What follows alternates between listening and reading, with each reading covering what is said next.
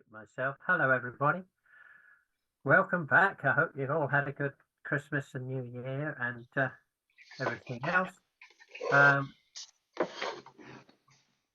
Just our usual parish notices that we've got. Oh, yes, as Lewis pointed out, today is St. Distaff's Day. Tomorrow being Plough Monday, so you all get to get back to your ploughing tomorrow. But today, it's on St. Distaff's Day, men play tricks on women and vice versa. Specifically to do with spinning wheels and that sort of stuff. So watch your step out there. We don't have one of these meetings in February because we had our Broadside Day in-person conference in London. That's 17th of February. It won't be live streamed, but it will probably be recorded, so you should be able to catch up with it afterwards. Our next TSF meeting, our next Zoom meeting is 17th of March, and that will be our AGM. For want of a better word, we have to have an AGM theoretically every year. So the meeting will just start a bit early for those who want to come along and be told how much money there is in the bank. Traditionally, I say, if anybody wants to be the chairman or the treasurer or the video person, please volunteer, and nobody does. So that's the AGM on the 17th of March. And then in April, we're having another in-person meeting, all-day meeting in Stowmarket in Suffolk. And our special attention will be on song in Eastern England, but not exclusively. We'll have other things as well. So today we got two special things. We've got a special talk from Martin to commemorate the death of Sabine Baring-Gould. Yes, he is dead. He's been dead 100 years. And we're going to hear all about him in a minute from Martin. And we're going to have the rest of the television programme on calendar customs that we started at our Christmas do back in December. And I think that's about it. Any other news from Martin that I should have said? No, that'll do, Steve. I did have the thought that, when it comes to the officers, perhaps we could do a randomization process and each take on a different role. That's a good idea. There's 60 of us here. Have we got 60 roles? We'll work on that. Okay. So, Martin, over to you for the talk. Okay. As Steve said, the 2nd of January marked 100 years since the death of Sabine Baring-Gould. There's a few things going on this year to mark the occasion. I will be doing a number of talks in different places throughout the year, and I know that there is a show being put together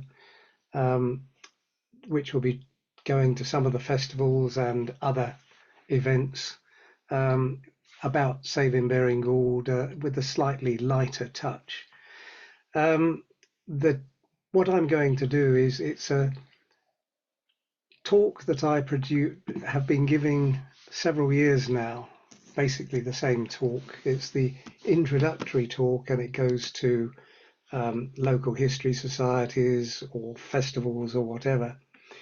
And I recorded it in 1921 as a video for one particular meeting, and then a copy for the Baring-Gould family. So I will actually be 2021. What did I say? 1921. Oh, right. That would have been quite an achievement. I was quite young then. 2021. And so this is the standard introduction to Sabine Baring-Gould, and I will just play it for you now.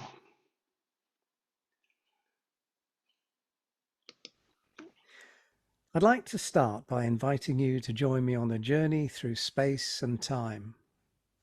I'd like you to imagine yourself in the southwest of England on a January day in 1890, and that you can feel the cold, damp air of Dartmoor that surrounds you. Dogs bark as two men, wrapped up in overcoats and hats against the wintry weather, approach a lonely cottage and knock at the door. After a brief conversation, the man who lives there invites them in.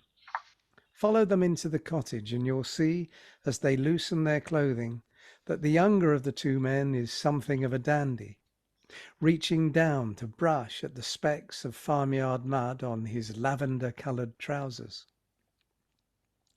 The other man is in his 50s, tall and imposing, dressed as a clergyman. The man whose home they're visiting is of a different kind, though in his own world he is the master. The more men who take a living from Dartmoor win it with great effort and with great skill, and the man, though respectful to his visitors, speaks to them with confidence. They settle round the fire, the young man sitting himself on a cider barrel after having dusted it with his handkerchief, and they take out notebooks. The conversation grows earnest, and then there is a pause as the moorman seems to gather himself before, with his eyes closed and his head thrown back, he begins to sing. Maybe it's something like, "Come all you young fellows that carry a gun, beware of late shooting when daylight is done. For it's little you reckon what hazards you run. I shot my own true love at the setting of the sun." The older gentleman smiles before he bends his head and his pencil begins to move, recording the words that he hears. The young man is also writing, recording the tune on lined paper. This continues for another hour or so, song following song, the moorman digging deep into his memory before time runs out and the two visitors leave as the light begins to fade. They walk the 5 miles to the little moorland tavern, the warmth of the log fire in the parlour, and an evening when they hope that other moormen and farmers will come to the Saracen's Head for an evening's entertainment, which will yield another crop of the old Devonshire songs that they're seeking. The younger man was Frederick Bussell, an Oxford graduate and lecturer, who will meet again shortly. And the clergyman was Sabine Baring-Gould, the squire and parson of Lew Trenchard in West Devon. Today I'm going to give you a glimpse of Sabine Baring-Gould's life, but I'll focus on the remarkable collaborative project that gave us this amazing collection of the songs of Devon and Cornwall. Sabine Baring-Gould was born in Exeter in 1834. He lived during the reign of 4 monarchs and graduated from having been carried in a sedan chair as a boy to riding in a motor car in his old age. He defied convention in his career as a churchman by his refusal to toe the line in church politics, and also in his choice of a wife, by marrying a teenage mill girl half his age, with whom he had 15 children. He was a man of many interests. The public of his time knew him best as a writer and as one of the top 10 novelists at the end of the 19th century. His bibliography lists over 1,200 publications. On his 80th birthday, a newspaper columnist described him as unquestionably the most popular of living hymn writers. He received awards from 3 learned societies for his work as an archaeologist, and the only field in which he won no recognition was in his day job as a churchman. But then he did publish some home truths about his senior colleagues. His own view was that the greatest achievement of his life was the collection of folk songs that he made in Devon and Cornwall. His discovery of the Norse sagas at the age of 9 had a big influence on him, and in his 20s he undertook a pioneering expedition to Iceland to see the land in which the sagas were set and to write a book about them. This led him to further studies in European folklore. He collected tales, riddles, and a few songs when he was a curate in Yorkshire, and they provided fuel for more books, including important contributions to William Henderson's Folklore of the Northern Counties. Baring-Gould inherited the family estate at Lew Trenchard in Devon, and moved there to become both squire and parson in 1881. And there he remained until his death a few days short of his 90th birthday in 1924. Baring-Gould was 54 when he began collecting folk songs. He was a man who had a wide circle of friends.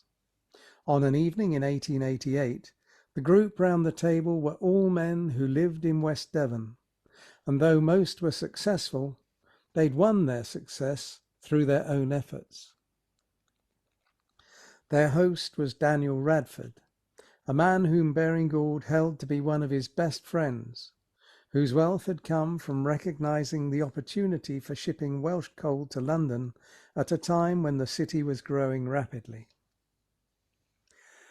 The conversation turned to the old songs that they'd heard when they were younger. Songs like The Oxen Ploughing, Green Broom, and, of course, Widdicombe Fair. Baring-Gould told them that, when he was a teenager, he'd heard men singing songs in the Dartmoor pubs that he'd stayed in. It was suggested that he was the right person to make a collection of the old songs that they'd loved. And I think that this should be remembered when you hear people talk of appropriation of folk songs from a lower class for personal glory or profit. These men felt that the songs were as much their own as anyone else's. Baring-Gould records that he took the decision to make the collection the following day, and after a period of thinking and planning, moved into action in September 1888. He wrote a letter to the editor of the Western Morning News, in which he asked people to send him the words and tunes of any old West Country songs that they remembered. I've highlighted the sentence on the slide in red, because it's important to remember that the idea of collecting English songs was, then, a pretty unusual, even radical one. He reported that, as a result of his letter, he was deluged with versions of Widdicombe Fair. He had, though, given examples of songs he was particularly keen to find. One of these was Sweet Nightingale, which he'd seen in Bell's Ancient Poems, Ballads and Songs of the Peasantry of England, published in 1857. The song had been heard from Cornish miners working in Germany, and Baring-Gould wondered if the tune survived in Cornwall. Within 2 weeks he was able to report that Edward Stevens of St Ives had sent him the tune as he remembered it. That tune, with the words taken from Bell's book, is now one of the best known of Cornish songs, mainly because Baring-Gould published it. It's since been republished many times, and has been translated into Cornish. When Baring-Gould looked further into its origins, he discovered that the song was derived from one written by Isaac Bickerstaff in 1760 for the ballad opera Thomas and Sally, and set to music by Thomas Arne. This is a good example of how a song from an 18th century stage show made its way into the folk tradition. The tune, composed by Arne, is completely different to that Edward Stevens gave to Baring-Gould. The old singers were skilled at adapting songs to a tune that they knew or made up. The text is also different, but key phrases and ideas in the text are the same. So let's sing the Sweet Nightingale for you. My sweetheart, come along, don't you hear the fond song? The sweet notes of the nightingale flow. Don't you hear the fond tale of the sweet nightingale as she sings in the valley below?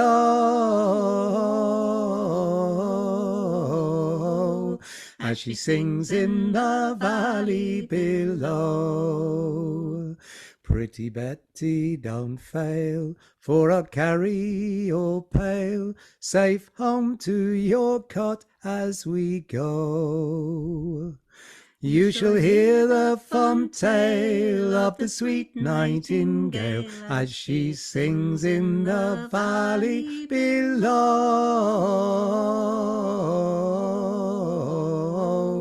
As she sings in the valley below. Pray let me alone, I have hands of my own, and along with you, sir, I'll not go. For to hear the fond tale of the sweet nightingale as she sings in the valley below. As she sings in the valley below. Pray sit yourself down with me on the ground, on this bank where the primroses grow. You shall hear the fond tale of the sweet nightingale as she sings in the valley below. As she sings in the valley below. This couple agreed to be married with speed, and soon to the church they did go. Nevermore she's afraid for to walk in the shade as she sings in the valley below.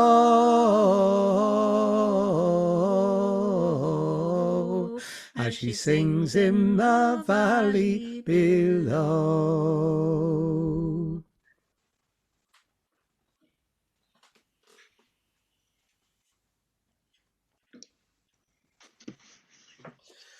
It was also in the autumn of 1888 that Baring-Gould identified some local singers and invited them to his home to sing for them. One of these was James Parsons, a farm worker then aged 58, from whom he collected several songs over the years until his death in 1900. This photo of the hall at Loo House, taken in about 1894, shows how the room was arranged. James Parsons would have sat on the settle by the fire, with a mug of beer at his elbow, and Baring-Gould opposite him.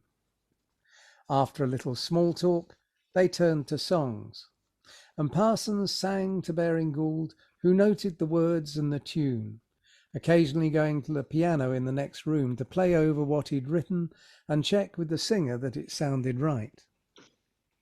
Parsons reported that he was nervous at first, but that he came to enjoy their sessions together. And Baring-Gould wrote, "He was very strict with me, and insisted on my taking down his airs correctly. 'Vicky wouldn't do,' he would say. 'You've gotten that note not right. You mun know that I'm the master and you'm the scholar, and I won't have any slurs or blunders. What's right is right, and what's wrong never can be right to the world's end.'" Parsons came from a family of singers, the most famous of whom was his father, John Parsons, known as the singing machine because he could sing on for hours without repeating himself, provided that he was wound up with a few drops of beer. Singing was a family business, and Parsons, with his father, mother and wife, would go to the crossroads in the village on a fine Saturday evening and sing songs in harmony. Jim's repertoire included a number of the favourite songs of the old rural singers, but he also sang several that, like Sweet Nightingale, had been written for the stage or the London pleasure gardens in the 18th century. He favoured the old tunes with the unusual scales, the old church modes, which made them feel strange, even uncomfortable to musicians of Baring-Gould's time who were not accustomed to them. When James Parsons died, Baring-Gould wrote the obituary that appeared in the Western Morning News. Parsons' fame spread further than that, however, and notices of his death appeared in newspapers in other parts of the country. The Hull Daily Mail lamented the loss of Devonshire's chief singing man and described him as a hedger by profession and a musician by nature. He was certainly an extraordinary man. Shan's going to sing you one of his songs, The Gown of Green, a charmingly old-fashioned romance of the kind that Parsons enjoyed. The song is the descendant of a group of late 17th century broadsides, of which this is an example. It is much longer and much more explicit, and I'll leave it to Shan to explain the significance of the green gown. In the days when whole families lived in small cottages, then young couples often did their courtship out of doors.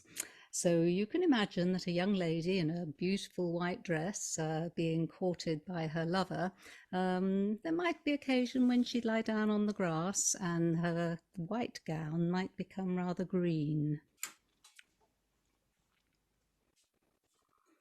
My love and I were walking to view the meadows round, to gather golden buttercups that glittered on the ground. She turned her head and smiling said, some strangers here have been, or else some charming shepherdess has donned the gown of green. My love is tall and comely, and faultless is her face, and like the pretty roebuck, her every step is grace. A blossom she at budding, her age is scarce 16. She did consent to my intent to wear the gown of green. Oh, some to please their lovers will buy them toys and rings, and some will pluck them posies and other fading things. Let every lad who loves his lass do this, and 'twill be seen she'll follow you so fast and true that wears the gown of green. She'll follow you so fast and true that wears the gown of green. Thank you, Shan. To expand his collection, Baring-Gould needed to spend time with the singers in their pubs and in their homes. He wasn't confident about his ability to note tunes in the field and recruited the help of two musicians who went out with him to note the tunes while he concentrated on the words of the songs. Frederick Bussell was a postgraduate student at Oxford, whose mother Mary lived in a house on Baring-Gould's estate where Bussell spent his vacations. He was something of a character who dressed extravagantly, but he was a very competent musician. Despite his acknowledged eccentricity, he went on to become a highly regarded teacher of philosophy and vice principal of Brasenose College. Baring-Gould reported in a letter to the American ballad scholar Francis Child that he tried to shield his young colleague from some of the more forthright folk songs. The other man, Henry Fleetwood Sheppard, was a churchman and a very different personality. He'd courted controversy in Yorkshire when he supported the introduction of plainsong into high church services, and he had a considerable knowledge of musical history. He was less frequently available to go out with Baring-Gould, but was the musical editor for the books of songs and arranged many of them for performance in the concerts that Baring-Gould put on. Baring-Gould's ability to note tunes has often been underestimated. There were a number of occasions when neither man was available to go out with him. He certainly preferred to collect songs where a piano was available, but his level of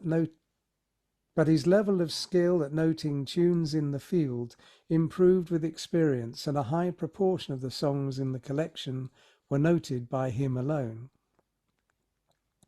Baring-Gould now started to make regular expeditions into the area around his home. Often he was driven by his coachman, Charlie Dustin. Otherwise he'd drive himself and his companion in his dog-cart. Each of the small triangles on this map represents a singer, and the circle marks a 25-mile radius, the distance that it was practical to travel out and back with horse and carriage in a day. A high proportion of the singers were on Dartmoor, partly because Baring-Gould enjoyed being on the moor, but also because he felt that the songs were more likely to have survived in the isolated moorland communities. He'd announced his intention to publish a book, to be called Songs of the West, in a letter to the Western Morning News dated 7th of December 1888. It would, he said, be issued in 3 parts, though this was later increased to 4. Remarkably, the first part was in the hands of a reviewer in February 1889, less than 6 weeks later. The 4th, concluding part was published in 1891, and a single-volume edition later that same year. These sold in relatively small numbers, but a new cheap edition, for which Cecil Sharp was the musical editor, was published in 1905 and sold well. Baring-Gould published 2 other books of songs, A Garland of Country Songs and the often undervalued 8-volume English Minstrelsy. He also co-edited English Folk Songs for Schools with Cecil Sharp, and these books made over 200 traditional songs available to the public. Baring-Gould has been repeatedly, and in some cases justly, criticised for his editing of the songs in his published work. Anticipating this criticism, he committed as early as December 1888 to ensuring that the original versions of the songs he'd heard were kept for the benefit of future scholars.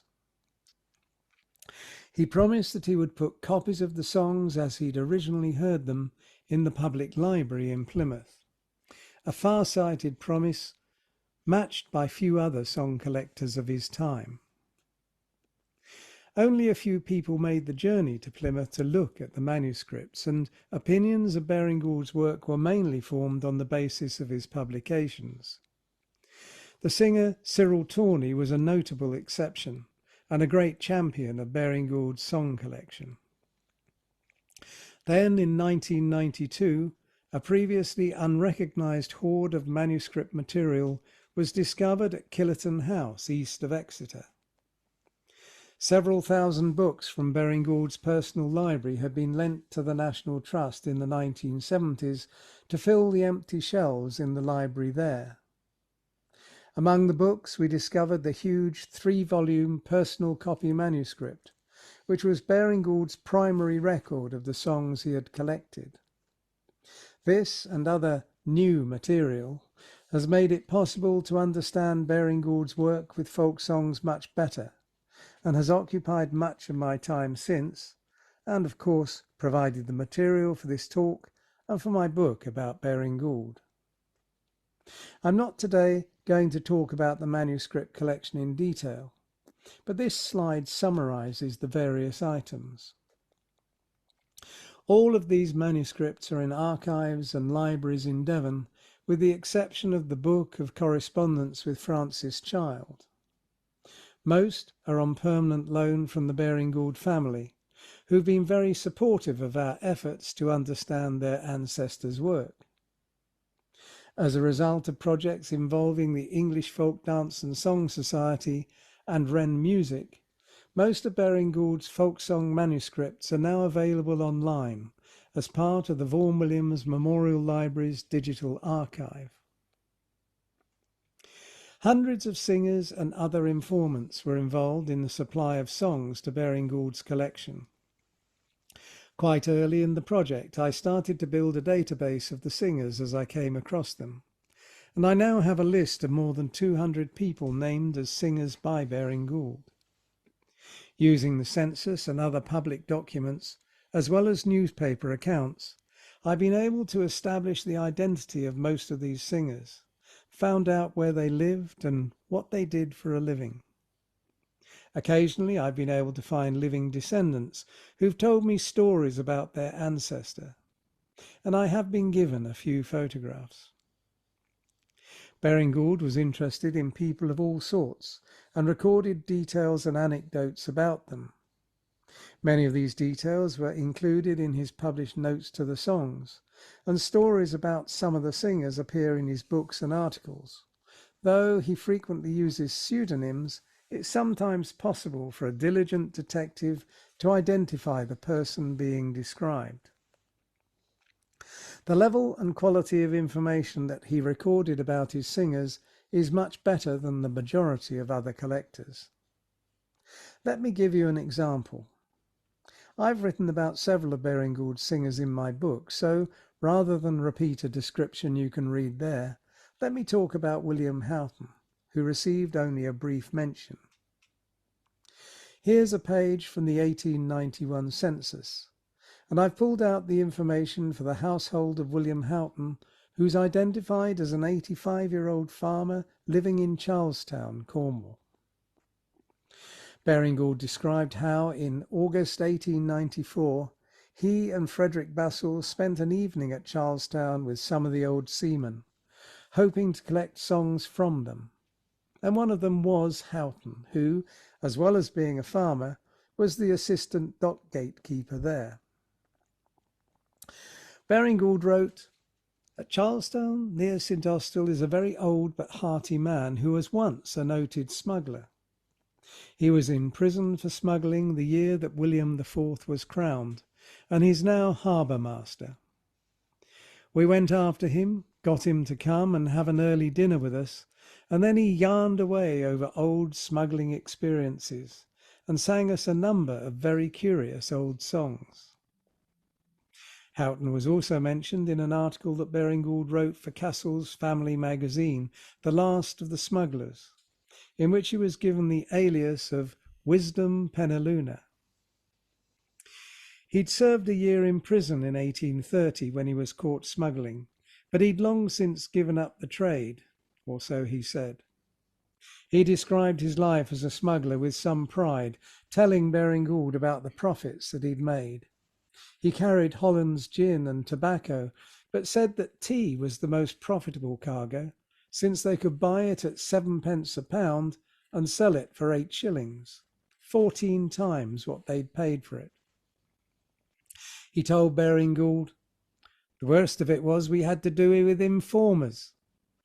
The government, they had spies everywhere. They had spies in France, they had spies on our own Cornish coast. More shame to Cornishmen for doing the dirty work, but, bless you, sir, there always be tares among the wheat.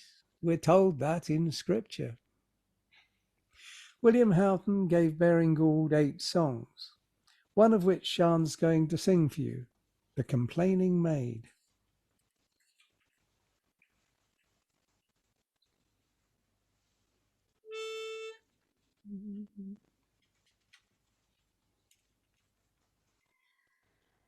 'Twas on a summer morning, just as the sun was rising, there did I hear a maiden complain. She crying was, "Oh, Nancy, love, it is a fancy. Sweethearts and lovers are torments of pain. Down in yonder bower there does grow a flower, Do you remember vows you made there? Go to, false pretender, do you not remember how you my innocent heart did ensnare? Young men are deceivers, young women believers. Young men are false and seldom prove true. They're roving and ranging, their minds always changing, and seeking for some object that's new. Oh, had I my own heart in keeping, oh, if I had my heart back again, close in my bosom, I treasure it sleeping, never to wake to such exquisite pain. Baring-Gould gave that song the title The Complaining Maid, but you may have come across a very similar song, "'Twas on one April morning." 'Twas on one April morning, just as the sun was rising. 'Twas on one April morning, I heard the small birds sing. They were singing "Lovely Nancy," for love it is a fancy. So sweet were the notes that I heard the small birds sing. That's one of the loveliest of English folk songs, and was heard at Cowley, just outside Exeter, from a railway worker, Richard Bryant, by Priscilla Wyatt Edgell. Now, she was a friend of the Baring-Gould family who lived at Cowley Manor and collected a number of songs, some of which she sent to Baring-Gould, though not this one. Cecil Sharp collected a similar first verse in Somerset, but these were the only known versions of the song until we discovered The Complaining Maid in Baring-Gould's manuscripts. There's actually a fragment of another version, which Baring-Gould had heard 3 years earlier from Mary Gilbert at Morgan in Pida, also in Cornwall. The songs clearly have a common ancestor, probably another from an 18th century stage show, but it has yet to be discovered. Baring-Gould only met William Houghton on one occasion, but he provided the material for several thousand words in various publications. He seems to have had a weakness for old reprobates like Houghton. Many of his singers had led less than exemplary lives, but his affection for them was genuine and unforced. As he said in a letter to Lucy Broadwood, "The singing birds are not, I'm sorry to say, a very respectable lot, but I love them, and I'm sure they love me." One of the revelations of the work that I've done on Baring-Gould was the extent to which he engaged with contemporary folk song collectors, including William Barrett, Francis Child, Lucy Broadwood, Frank Kidson, George Gardner, Ralph Vaughan Williams, Anne Gilchrist, and particularly Cecil Sharp. He exchanged letters with them, and some visited Lou Trenchard to look at his collection and exchange ideas with him. I thought you might like to see what some of them said about their stays with Baring-Gould. An early visitor to Lou House was Marianne Mason, who'd published a collection of folk songs in 1877, many of which she learned as a child. She was the first English woman to collect and publish folk songs. I find it hard to resist including this picture of her because she looks so magnificent in that hat.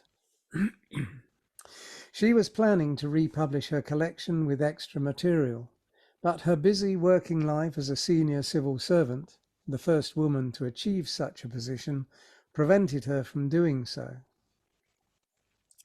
Baring-Gould took Lucy Broadwood out with him to collect songs in the area around Lew Trenchard, and they also met in London a few times, and Broadwood helped Baring-Gould by looking for items in the British Museum reading room and by helping him make sense of some of the tunes that he'd collected. A large number of letters from him are in Broadwood's papers. In the early 1890s, there was some distrust between Frank Kidston and Baring-Gould, each criticising the other's collection. The criticism wasn't public, but appeared in letters that each wrote to Lucy Broadwood, who, it appears, was encouraging them in these views, possibly mischievously rather than maliciously. Things changed when Baring-Gould stayed with Kidston in 1894 in Leeds. After that, the two men became friends, and in Baring-Gould's mammoth compilation English Minstrelsy, Kidston was praised for his help in giving him valuable hints relative to the history of some of the songs. Kidston stayed at Lew Trenchard in 1911 and wrote a lengthy article about his visit for the Yorkshire Weekly Post. Of the visitors to Lew House, the one who came most frequently was Cecil Sharp. He'd used songs from Baring-Gould's book in his Book of British Song in 1902, and when he started to collect folk songs in the following year, he wrote to Baring-Gould asking to meet up with him. They didn't actually get together until the spring of 1904, and by that time Algernon and Methuen, the publisher of Songs of the West, had had the happy idea that Sharp might be the right person to take on the role of musical editor for a new edition of the collection. This proved successful, as did their subsequent joint publication, English Folk Songs for Schools. Baring-Gould was a strong influence on Sharp, and the latter's English Folk Song Some Conclusions was dedicated to Baring-Gould. Sharp also took the opportunity to collect songs when he visited Lew Trenchard. Most of Baring-Gould's old singers were dead by then, but he was able to meet John Dingle, who lived nearby.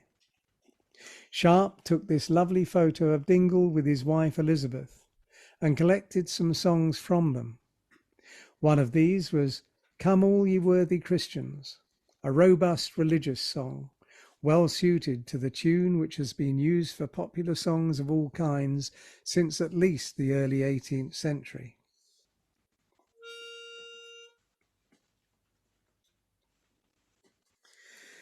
Come, all you worthy Christians that dwell within this land, don't spend your time in rioting, recollect you are but a man.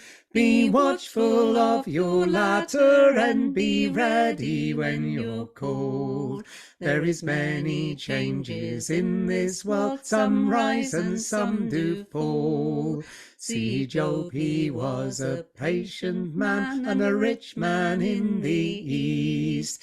And when he was brought to poverty, his sorrow did increase. He bore it all most patiently, no sin did he repine. He always trusted in the Lord and soon got rich again.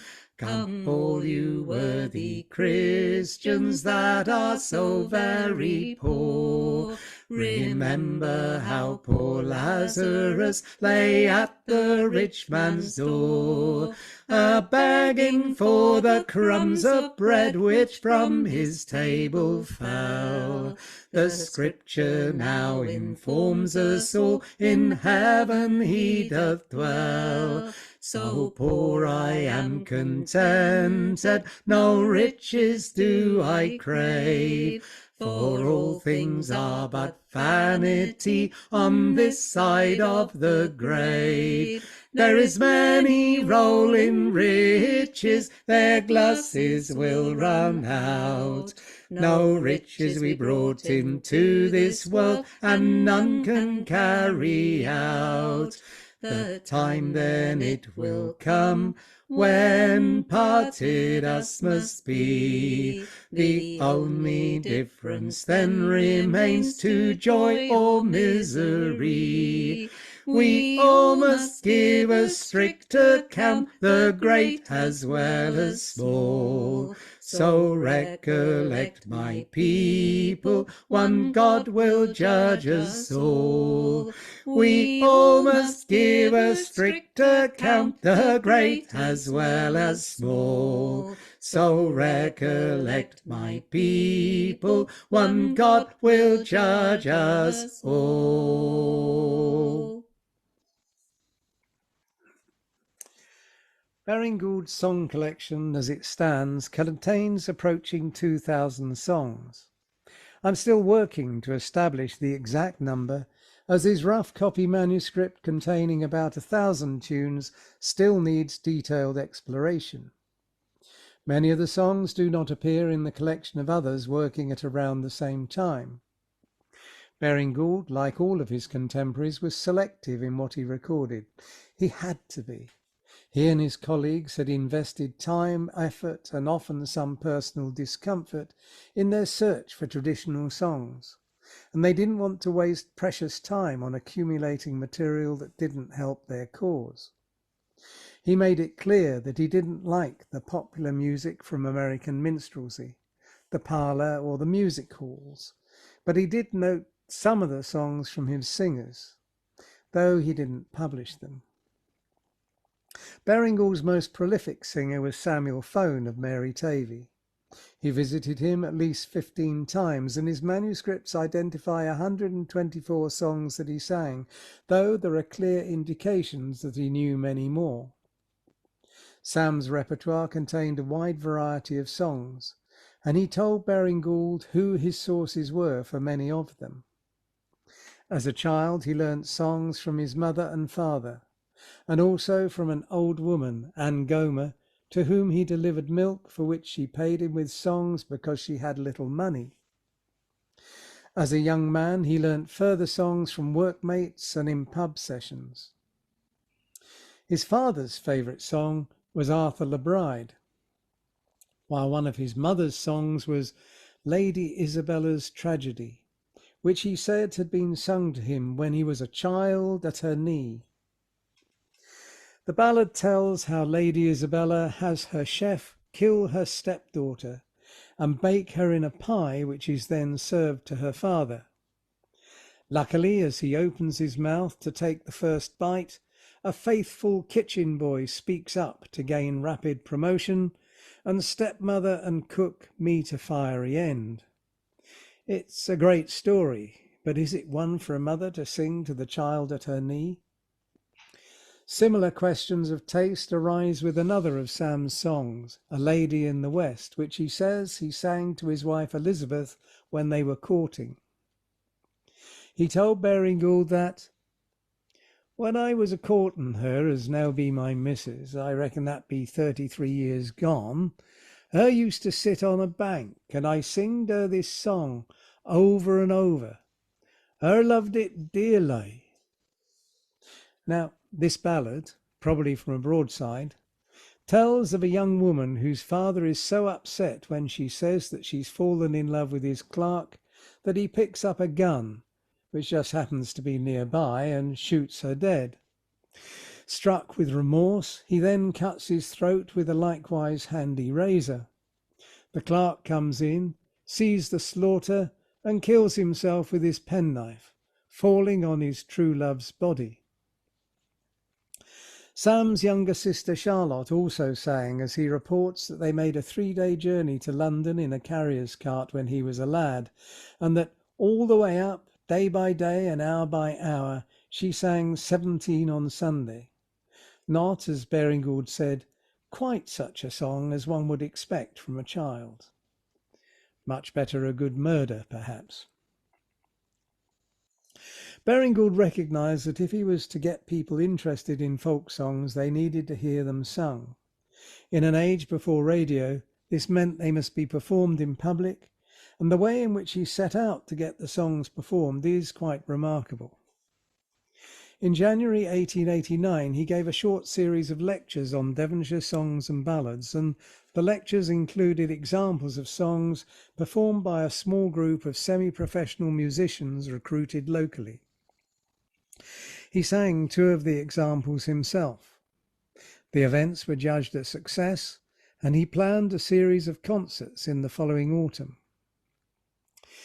You can see from the invitation card sent to friends and notables in the 2 counties that this was to be a concert lecture, with the songs presented in 6 scenes with scenery and costumes. Baring-Gould talked about the songs while the stage was being reset between the scenes. 2 further tours followed with a number of professional singers. Baring-Gould found it increasingly difficult to give up the time to be at the concerts himself, and so in 1893 Frank Pemberton took over the running of the concerts. He was an experienced theatrical performer and manager who'd met and married Mary Bussell, the sister of Frederick Bussell, who you will remember went out collecting songs with Baring-Gould. Frank Pemberton was given the freedom by Baring-Gould to adapt the Songs of the West costume concerts as he saw fit, and his simplified version of the show ran for more than 200 separate performances, including a tour of Canada and the USA. At the end of the First World War, Baring-Gould was 84 years old, and his health started to fail. His world became smaller, and he could no longer visit friends or walk on Dartmoor unless he could be driven. To his great sadness, he was no longer able to preach in his church, and he died early in the morning of the 2nd of January 1924. His funeral was a grand affair. The head of the procession, comprising 2 bishops, a host of clergymen and the family mourners, reached the church before the last mourners left the house. The coffin was carried by some of his tenants past the school children of the village who lined the route. The church couldn't hold everyone, so a large number gathered outside. His hymn, "Now the Day is Over," was sung before the coffin was carried to the open grave lined with moss and lilies, where he was laid to rest next to the woman he'd loved. There are no longer people living who knew him personally, but memories linger, and I've been told several stories about him. In West Devon, he's still a respected figure. He was kind to his parishioners and those who worked for him. There were little gifts for weddings and presents for Christmas, and often these would continue after the person had left Baring-Gould's service. In 1909, for example, Baring-Gould sent a postcard to Mrs. Sarah Ruddle at Loddiswell, telling her that he was sending her a goose for Christmas.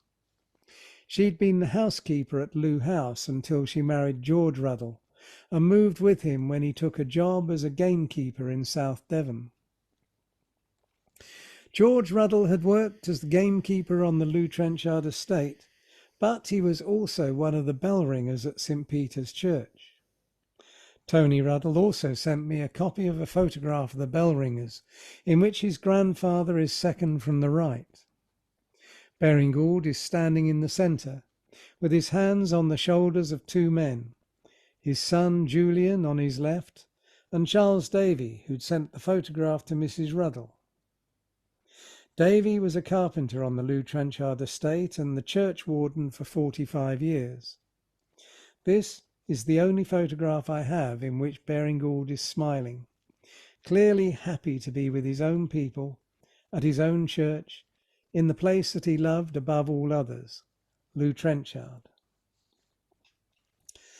After all these years of work with him, I admire Baring-Gould's achievements enormously, though I often despair at his silly mistakes. He was a storyteller, and a good one, though sometimes he didn't let the facts stand in the way of a good story. He had the flexibility of mind that allowed him to put forward theories and to shrug his shoulders and move on if someone disproved them. He was a keen observer, with a broad vision that allowed him to see the big picture. But perhaps his greatest strength was his interest in people and his sympathy with them. This was reflected in his attitude to the singers that he met and his genuine affection for them. And it's also shown in the way he shared his knowledge with his fellow collectors and the networks that he built among them. It would be disingenuous of me not to say that there are still copies of my book available for sale, which will give you much more information about many of the things I've talked about. If you'd like to buy a copy, I can send it to you for £15, including postage. Drop me a line at the email address shown on the next slide, and I will make the necessary arrangements. Thank you for watching. We'll sing you a final song before we give you a chance to ask questions. This song was sung by a very young boy who lived in Alton, and it was sung to him by his aunt, who was brought up in the workhouse at Lansdowne, and he used it as his nightly prayer.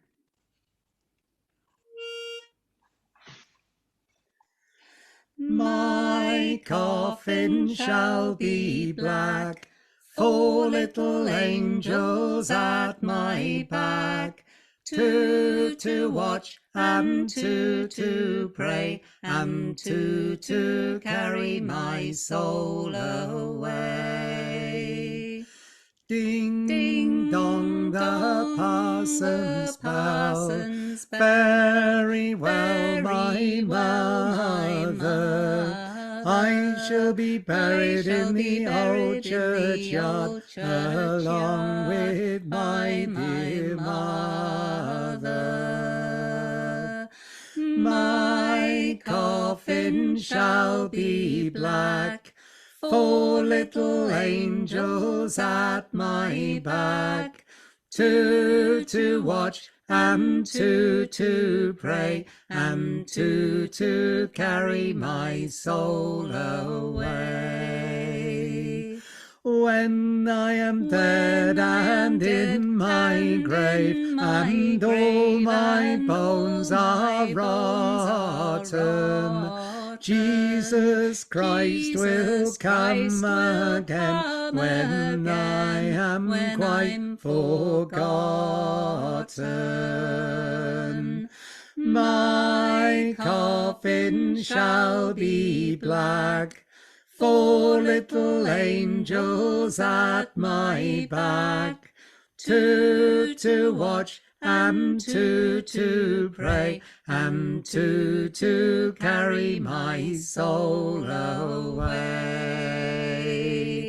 My coffin shall be black, 4 little angels at my back, 2 to watch and 2 to pray, and 2 to carry my soul away. Thank you very much. Thank you. And if there are any questions, I'll be delighted to try and answer them. Blimey, that was good, Martin. I must admit I've seen it before, but it was excellent as always. Thank you very much. Round of applause for Martin. And I love the detail of Frederick Bussell wearing lavender-coloured trousers on his collecting. That changes the whole notion of the collectors for me. Lavender trousers. Can I ask a question? Yes, of course. So Baring-Gould was in the field long before, well, a decade before, really, the foundation of the Folk Song Society, and when the sort of song collecting really kicked in. Is there any evidence that he was invited to join the society or be one of its founders? Because he seems to be an obvious person. They must have known him as a writer. They must have known they did know his books. Did he not join? Well, there is a newspaper report at the time that the society was being formed that said Baring-Gould was to be there at the meeting, but in fact he never was, and there's no actual evidence that he was invited. He did join the Folk Song Society in 1904 when Cecil Sharp got more highly involved, probably at Sharp's instigation. That was at 1904, and it might have been a bit later. But the odd thing is, he never appeared in any form in any of the publications of the Folk Song Society, apart from a few comments on songs. There was never an article about him until the 1980s, when my first article about him was published. So the Folk Song Society actually pretty much ignored him. That's very odd, isn't it? I mean, he knew Kitson, he knew Broadwood, he knew all the main founding members. There's a story there. I think there's a story there that fits in with the lavender trousers. I don't quite know why, but it probably does. Yeah, he wasn't a great joiner of societies, but it is still surprising that, when he died, the society didn't provide an obituary of any kind. And the only other record I've found is that his death was mentioned briefly in Lucy Broadwood's diary. Oh, right. So Conrad's got his hand up, although we don't have a lot of time. So Conrad, question? Yes, I've been working on John Newton, a very similar story. He was a hymnist, collected things, wrote a lot, and wrote all the time, it seems, or gave sermons at church. Very similar to Baring-Gould. How did Baring-Gould get his assignment or his living, as they call him, at first in the church? What process? Was he a trained theologian? He always wanted to go into church from the time that he was at university. That was his aim, to go into the church. But his father wanted him to be an engineer, which was doomed because he was hopeless at maths. But his father would still not relent on that question. And so he taught for 8 years in Hurstpierpoint College in Sussex. And it wasn't until his mother died and begged his father on her deathbed to allow Sabine to enter the church that at the age of 30 he was ordained and went to work in Horbury Bridge in Yorkshire, where he met Grace Taylor, his bride, who at the time they first met, as I say, he was 30, she was 15. They didn't get married immediately, of course. But he went to churches in another church at Dalton in Yorkshire, then East Mersey in Essex, before, after the death of his uncle, he was able to take over the living at Lew Trenchard, which, of course, as squire, he was able to present himself to. So at the age of 54, he finally got to the place where he wanted to be, and there he stayed until his death 100 years ago. That's exactly the same as John Newton. He had tried to get in every church in the country, and he was only taken into the Church of England due to the efforts of his wealthy patrons and philanthropists. So in the back door. He never had any theological training. He self-trained, and of course he had his vision. But it's sort of interesting to see how the politics works. And the other thing that drives me crazy is how do they have the time to do all this stuff? They work in 24/7, but it's just amazing, the quantity. I mean, Newton wrote like 6 volumes on his hatred of Handel and the Messiah, and it was a big problem for him. But on and on with the sermons, and but the way that society was run at the time, and that of course led to the time of the American Revolution and transitions throughout the world.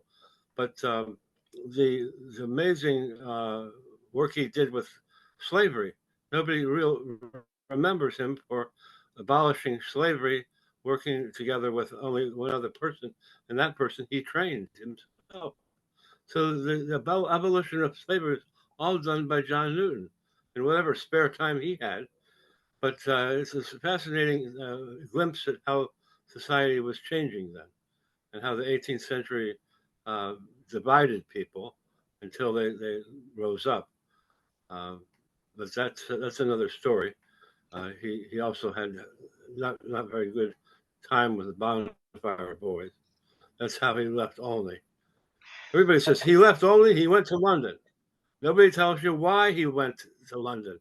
Not a single biography mentions the fact that he had a confrontation with the bonfire boys over safety and had to be forced out. But things coming down were also changed according to the times. Very nice talk. I enjoyed it a lot. Thank you. I've got the book too. It's holding a few doors open.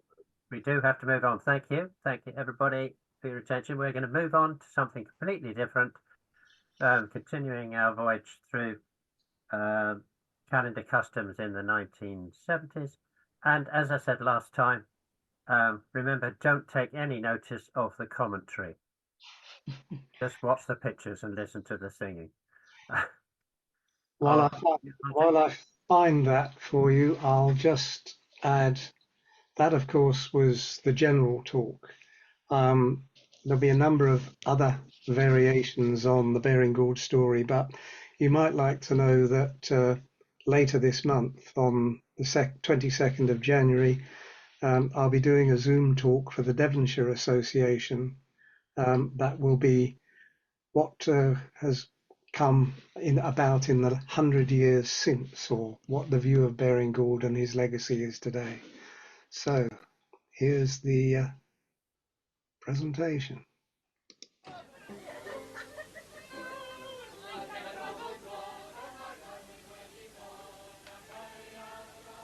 The visit of the Mari Lwyd is an elaborate regional version of the visiting wassail, which still occurs in its simplest form at Drayton in southern Somerset on the night of January the 5th.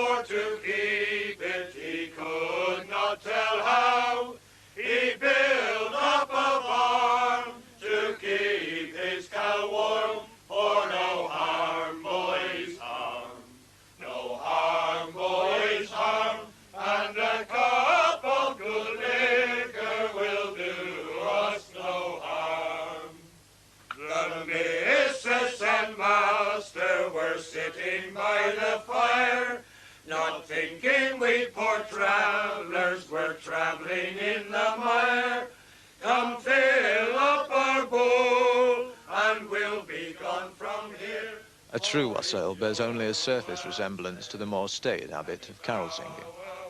The Drayton wassailers meet only on this one night of the year and sing nothing but their own local wassail song. Soon after opening time, they set out from the village pub to tramp their way around the important houses of the parish, returning in the small hours spattered with mud and all the merrier for drink. They strictly prohibit knocking on doors, which might smack of begging, and they always end their song with a formal toast to the household, delivered by a wassailer of half a century's standing, the stalwart Charlie Showers. God bless Master and Missus and all the family. wishing you a happy Christmas, a bright and prosperous New Year, and many of them. Good evening, gentlemen. Good evening. You're in good voice tonight. Come in and have one. Thank you very much. Like the song itself, the jokes that come out on Wassail Night are as old as the hills and the same every year. It's the familiarity that produces the laugh. There was a chap, you see, he was going with a servant down the vicarage. Of course, he noticed on the morning, see, the vicar was gone to church.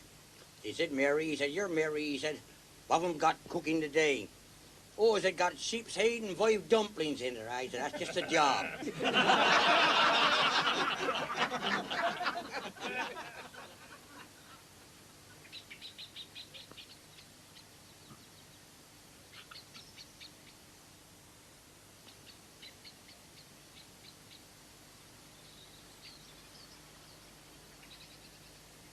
On January the 6th, the day before the traditional return to work on the land, the Isle of Axholme in Lincolnshire brings forth the most violent of the midwinter rituals, the Haxey Hood game, which begins soon after midday with 2 hours of drinking songs to work up a sufficient head of steam for the swaying of the hood later in the day.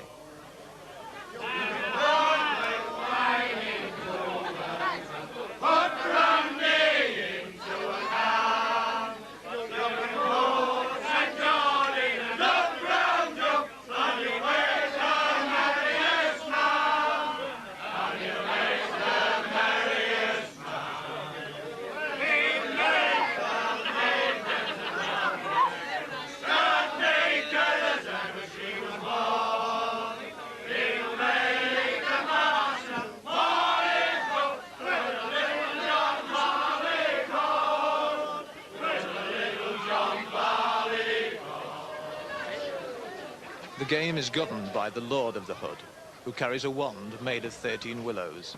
He also has 13 assistants, a fool, and 12 strong men known as boggans.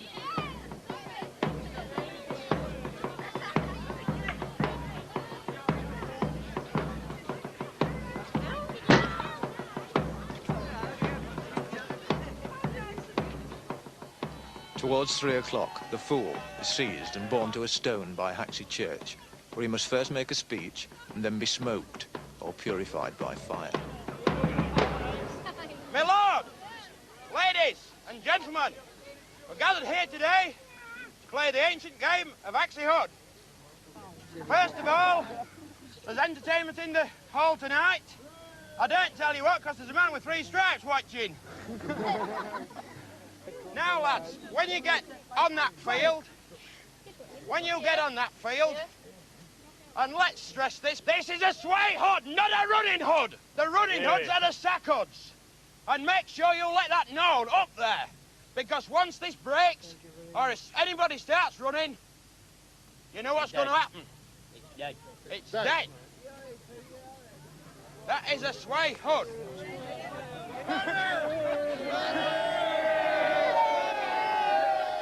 Standing in the smoke, the fool cries out the ritual words, which always go with the throwing of the hood. Right! It's house again house! Tone again tone! If they meet a man, knock him down, but don't hurt him!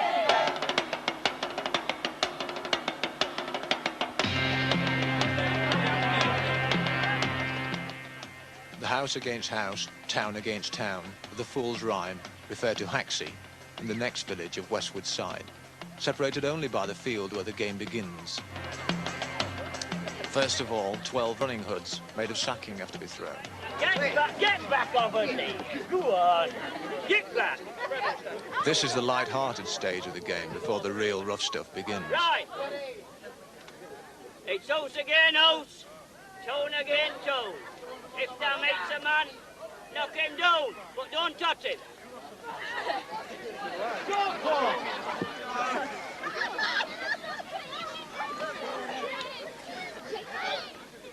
The running hoods are thrown mainly for the young boys.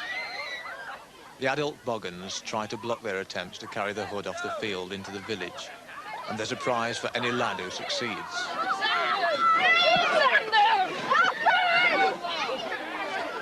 House again house, tone again tone. If thou makes a man, knock him down. Wait a minute. Don't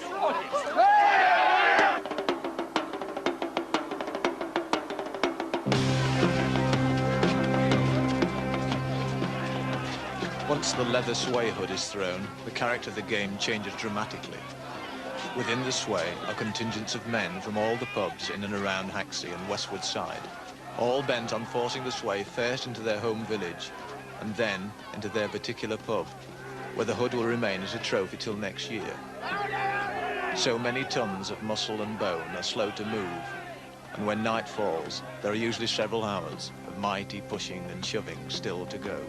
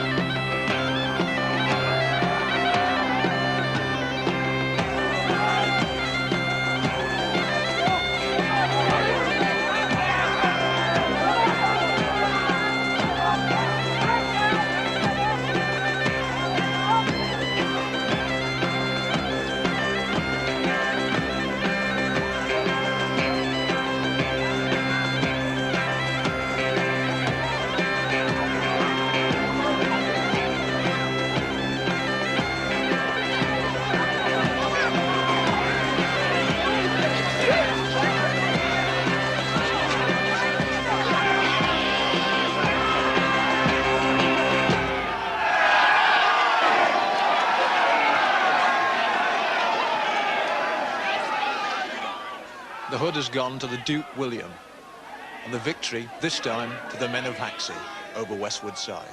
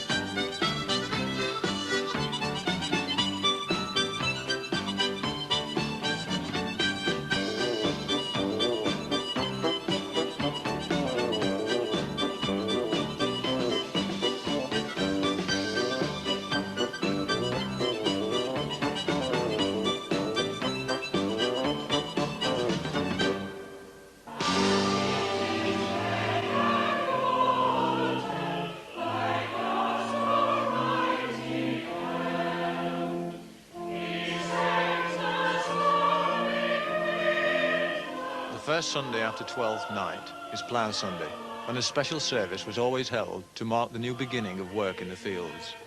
At St Mary's Church in Goatland on the North Yorkshire moors, they still bless the plough. Reverend Sir, at the beginning of the new year's work, we desire you to ask God's blessing upon the labours of the land workers of this parish, for which this plough is a sign and a token. My brothers, this will I gladly do, with hearty prayer to Almighty God, for his favour and goodness towards us.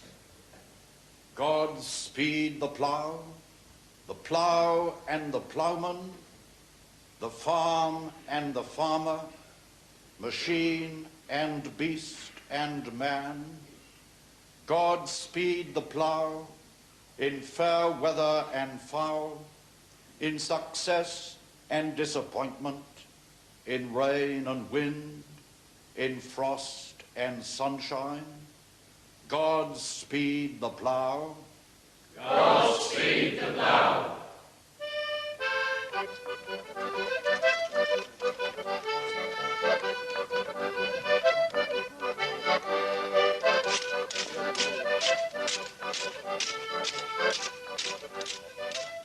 On Plough Monday, the ploughboys would pull a plough around the parish and perform sword dances and a mummers play at all the farms and large houses. If they got no reward, they would plough up the front lawn of the offending house.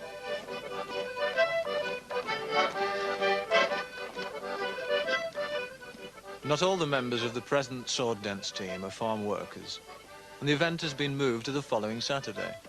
But their very name, the Goatland Plough Stots, links them to their agricultural past.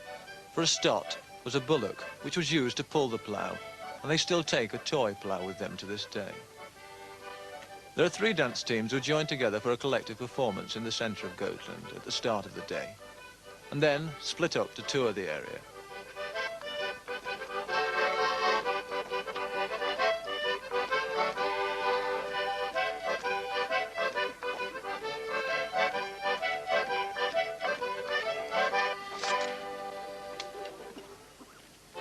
First call for the number 1 team is a performance for Mrs. Schofield, landlady for 49 years of the Birch Hall Inn in Beckhall.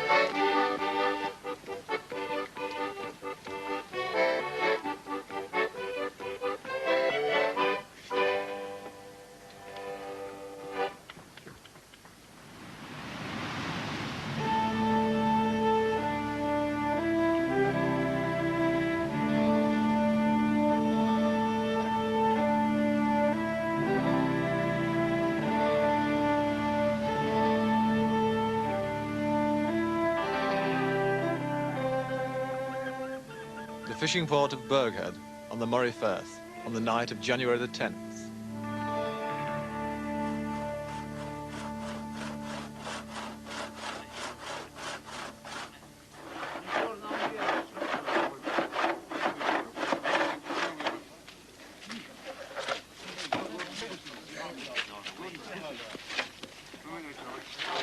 This is the Clavey crew, an exclusive, hereditary group of men who are charged with preparing for the most important event in Burghead's year, the burning of the Clavey.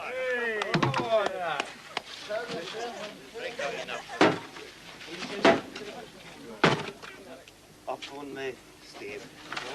Drop low.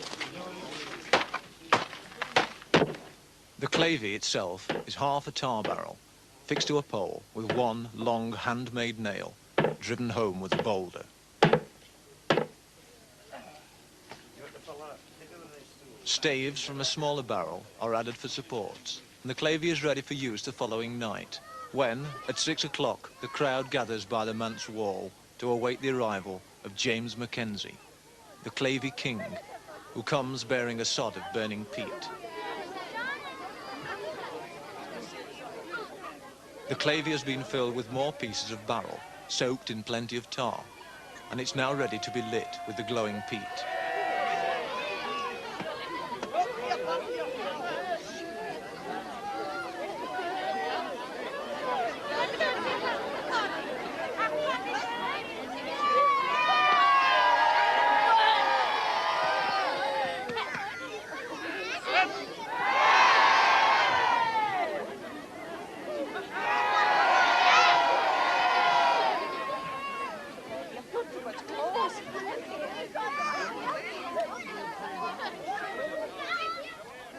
silver cup of whiskey is passed round the Clavey crew to brace them against the arduous task ahead, once the Clavey is thoroughly ablaze.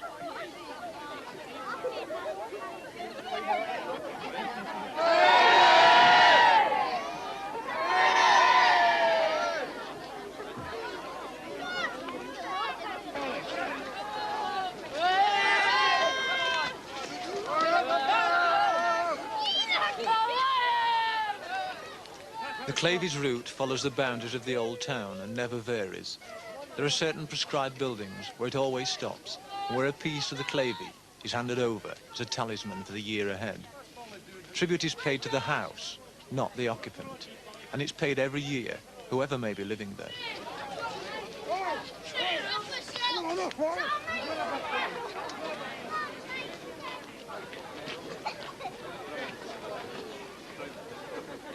At strategic points, the Clavey crew have placed dumps of tar and diesel oil to refuel the Clavey along the way.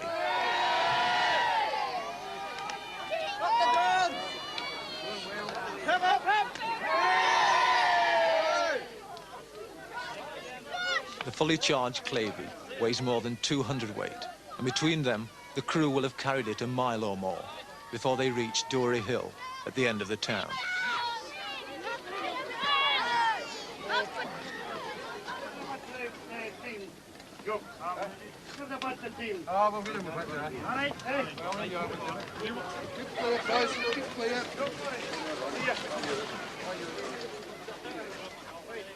The date of burning the Clavey, January the 11th, is an intriguing one, since this kind of fire festival properly belongs to New Year's Eve.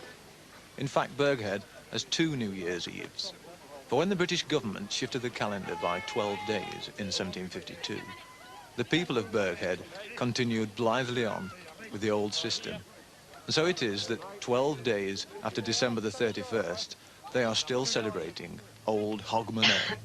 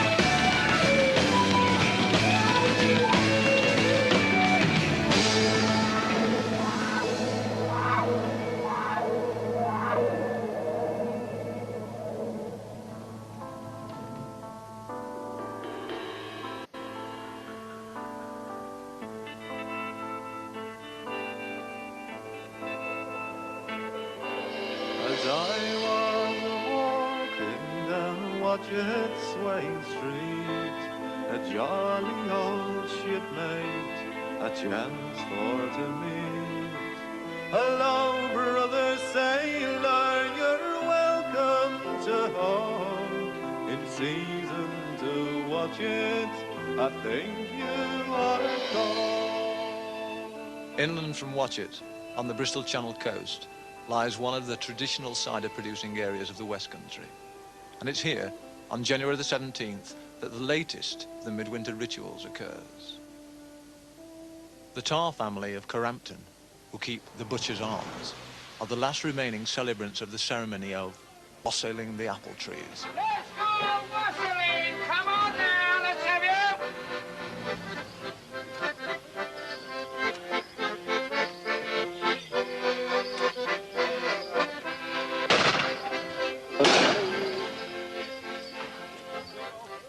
When the orchard of the Butcher's Arms was sold for building land, the wassail seemed doomed to extinction. But for the moment it lives on, a pace down the road, the last example of a custom which was once regarded as simple good husbandry, since it was essential to the growth of a good crop of cider apples. The purpose of the wassail is to honour the oldest tree as the representative of the orchard, to frighten evil spirits away with gunshots, and to tempt good spirits into the branches with offerings of toast, soaked in hot cider and ginger, a seasonal concoction to preserve wassailers against the cold. Ladies and gentlemen, we'd like to carry on and I'll sing the old Blessing the Tree if I can get it down. I better have a little grub at back this one first.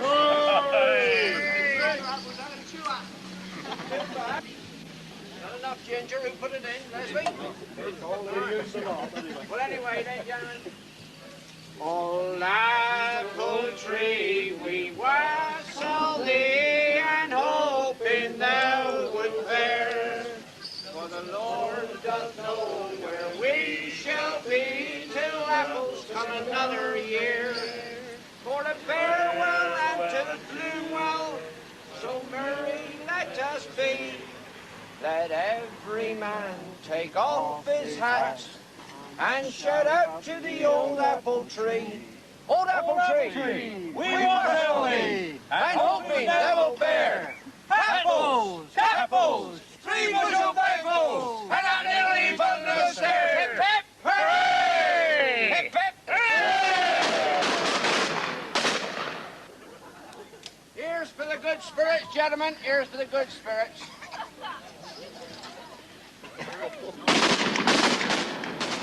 Here we go, wassailing among the leaves of green.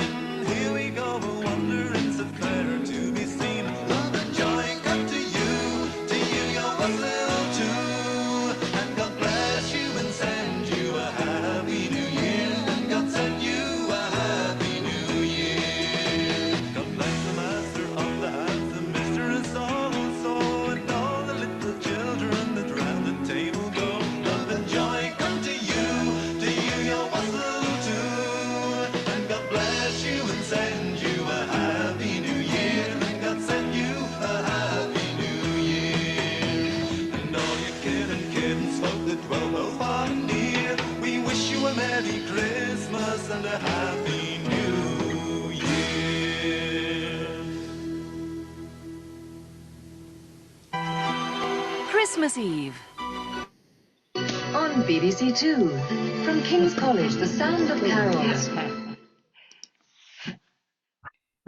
Thank you very much to Martin for his splendid Baring-Gould talk, and to the Albion Band for starting us off with the new year as we mean to carry on. We'll see you all again, everybody, on 17th of March, I do hope. And in the meantime, wassail or whatever they say. Wassail! Wassail! Bye, everybody. Bye-bye. Bye now.